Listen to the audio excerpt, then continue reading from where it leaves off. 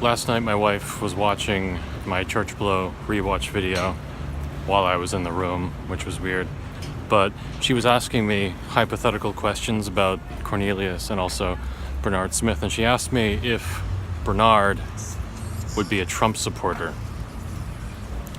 which was an interesting thought. I don't know how Ishmael feels about this. I personally think not so much. I don't think he would really give a shit, because it doesn't really, a Trump administration would have no impact on him, so he just wouldn't care, I think. But he's also an actor, and he's in those actor circles, so he would at least know to maybe pretend to be against him. Maybe those are my thoughts.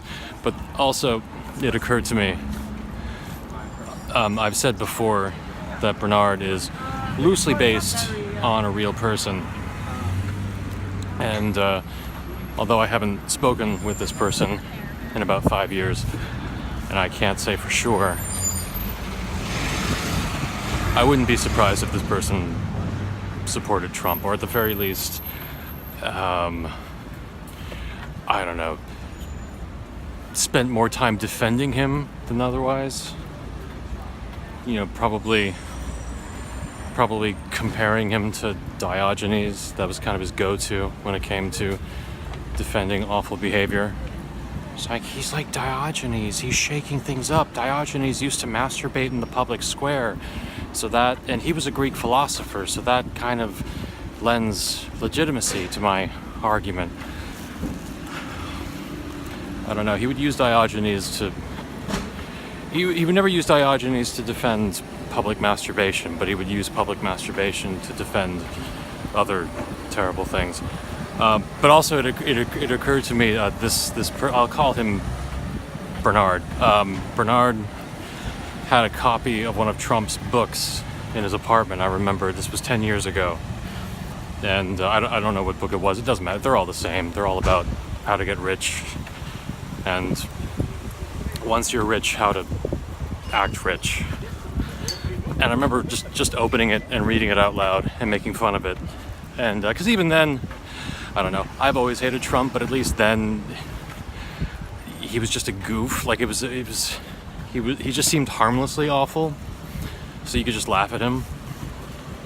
But I remember in this book, again, it's a book about how to get rich, but he has this whole section on having, once you are rich, here's how you have like rich tastes. Like he's like saying, like, yeah, it's like once you're rich, you gotta know what wine to get. Yeah, you gotta know all these things. It's like, I see all these rich people but making these stupid wine decisions, so you gotta act rich. And I know that doesn't sound like Trump, but it's weird when people imitate Trump. A friend of mine pointed this out.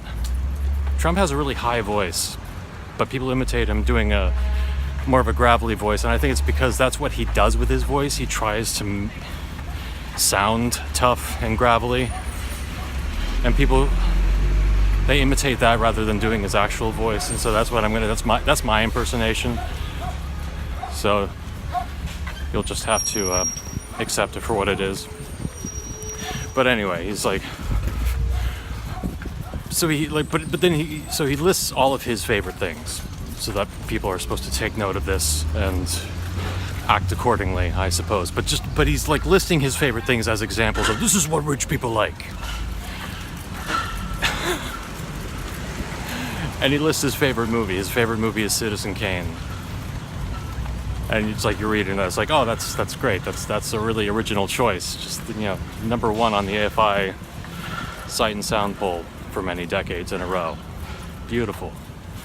Like anyone's actually like taking notes. It's like, oh yeah, Citizen Kane, okay, I'm rich, I'm gonna like that film too. I always imagine Trump supporters talking like him. Well, I think I think of that in general. Anyone with a sort of cultish following, I just imagine all of their followers adopting their speech patterns just because it amuses me. So he said, okay, yeah, so favorite film, Citizen Kane. Under best burger, he puts McDonald's. Like anyone's going to say, oh yeah, McDonald's, oh yeah, thanks for the tip, Mr. Trump. It's like, now that I'm rich, I didn't know where the best burger is, and now I know.